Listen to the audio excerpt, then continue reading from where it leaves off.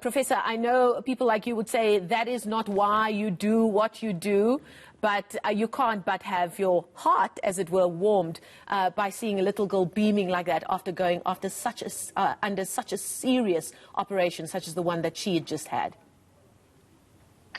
Thanks very much. No, you're absolutely right. It really is wonderful to see how well she did. I mean, as you mentioned, that is just a few days after her heart transplant.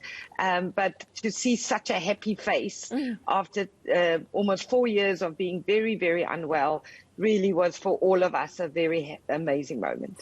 Now, it is a long road that's taken. I mean, yeah, in her case, it was 4 years before one gets to a point where you say a heart transplant is now the only way forward for any particular patient. Tell us about Parusia's case in particular. Yes, there are different reasons why we make the decision that the only possibility going forward would be a heart transplant. One of them is something called a dilated cardiomyopathy.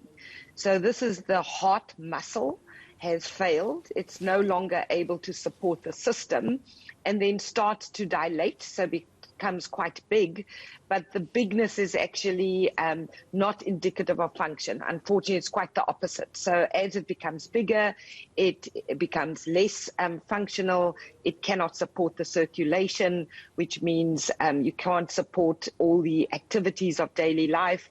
You start to see, for example, renal dysfunction, liver dysfunction, and so eventually the heart is not able to support survival.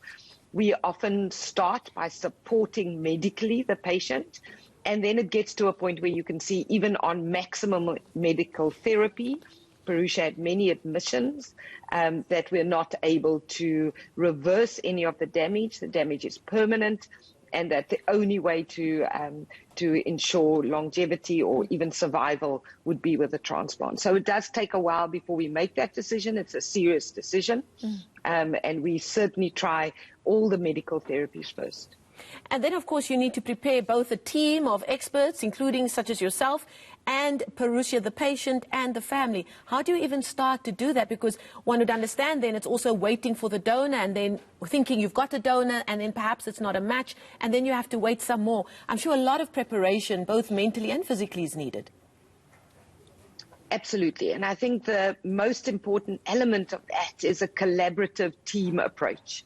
So you mentioned the medical and surgical teams, but it's even bigger than that. It's the support from the hospital administration.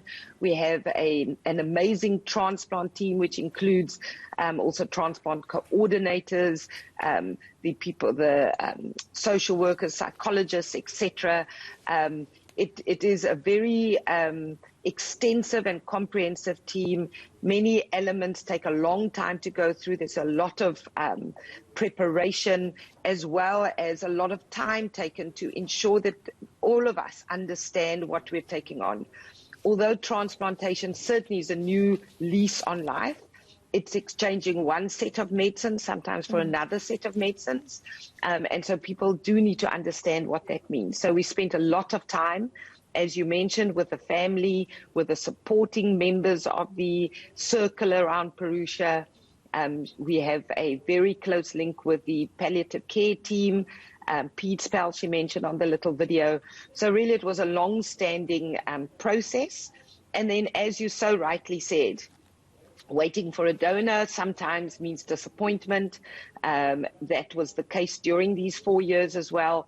So there's also that element that goes into it. But I must say, when it all came together, it was exactly at the right time, unbelievably smooth.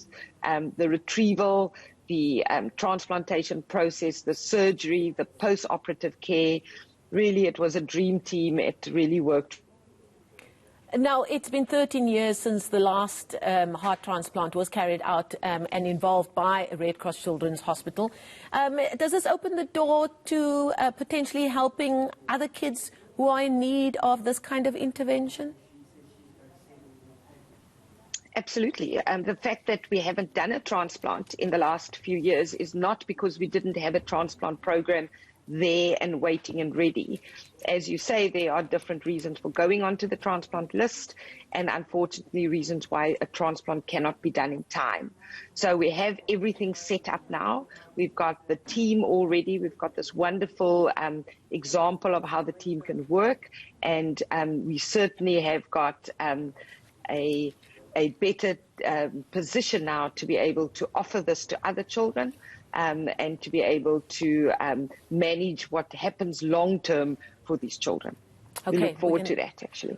We're going to leave it there. Professor Liesll Zuhlke, paediatric cardiologist at the Red Cross Children's Hospital. Boy, oh boy, do we have some clever doctors in this country and able to help so many people, including our very important little people.